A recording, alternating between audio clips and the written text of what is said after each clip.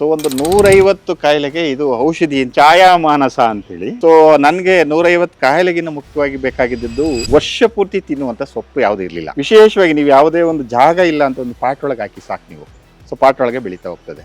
ವರ್ಷ ಪೂರ್ತಿ ತಿನ್ಲಿಕ್ಕೆ ಸೊಪ್ಪು ಸಿಗುತ್ತೆ ಮೇಜರ್ ಆಗಿರೋಂಥದ್ದು. ಸೊ ಎರಡನೇದು ಇದರಲ್ಲಿ ಏನಪ್ಪಾ ಅಂತ ಹೇಳಿದ್ರೆ ಇದು ಹಾಲು ಬರ್ತದೆ ನೋಡಿ. ಈ ಹಾಲು ಬರುವ ಯಾವುದೇ ಸೊಪ್ಪುಗಳು ಬೋನ್ ಅನ್ನ ಸ್ಟ್ರೆಂತ್ ಮಾಡ್ತದೆ ಮೇಜರ್ ಆಗಿರೋಂಥದ್ದು. ಯಾಕಂದ್ರೆ ನಮ್ಗೆ ಮೂಳೆ ಗಟ್ಟಿ ಆಗ್ಲಿಲ್ಲ ಅಂತ ಹೇಳಿ ತುಂಬಾ ಕಾಯಿಲೆಗಳು ಬರ್ತಾ ಇದೆ. ಸೊ ಮೂಳೆನ ಗಟ್ಟಿ ಮಾಡುವಂತ ಒಂದು ಅಮೂಲ್ಯವಾದ ಆಸ್ತಿ ಅಂತ ಹೇಳಿದ್ರೆ ಈ ಹಾಲು ಬರುವ ಸೊಪ್ಪುಗಳು. ಜೊತೆಗೆ ಇದನ್ನ ನೀವು ಯಾವ್ದಾದ್ರೂ ರೆಸಿಪಿ ಮಾಡಿ. ಸೊ ನಿಮಗೆ ಜಾಸ್ತಿ ಆಯ್ತಾ, ಸೊ ಪಕ್ಕದ ಮನೆ ಕೊಡಿ. ಅವ್ರಿಗೂ ಜಾಸ್ತಿ ಆಯ್ತಾ, ದನ ಕುರಿಗೆ ಹಾಕಿ. ಸೊ ಯಾಕೆ ಇದನ್ನ ಒತ್ತಿ ಹೇಳ್ತೀನಿ ಅಂತ ಹೇಳಿದ್ರೆ, ಸೊ ನಾನು ಸೊಪ್ಪುಗಳ ಮೇಲೆ ಹೇಳ್ತಾ ಇರ್ತೀನಲ್ಲ, ಸೊಪ್ಪುಗಳಲ್ಲಿ ಜೀವಸತ್ವಗಳು, ಖನಿಜಾಂಶಗಳು ಇವೆಲ್ಲ ಜಾಸ್ತಿ ಇರುತ್ತೆ. ಇದರಲ್ಲಿ 40% ಪ್ರೋಟೀನ್ ಇರುತ್ತೆ. ಸೊ ಹಂಗಾಗಿ ವಿಶೇಷವಾಗಿ ಈ ಸೊಪ್ಪನ್ನ ದಯಮಾಡಿ ಎಲ್ಲರೂ ಮನೆ ಹತ್ರ ಜಾಗ ಇಲ್ದವರು ಬೆಳೆಸಿ ಅಂತ ಹೇಳ್ತಿರ್ತೀನಿ. ಒಂದು ಅಮೂಲ್ಯವಾದ ಆಹಾರ. ಈಗ ನಮ್ಮ ಮನೆಯಲ್ಲಿ ಬಜ್ಜಿ ಮಾಡ್ಲಿ ಅಥವಾ ಉಪ್ಪಿಟ್ಟು ಮಾಡ್ಲಿ, ಪಲಾವ್ ಮಾಡ್ಲಿ, ವಿಶೇಷವಾಗಿ ಬಸ್ಸಾರು ಮಾಡ್ತಾರೆ.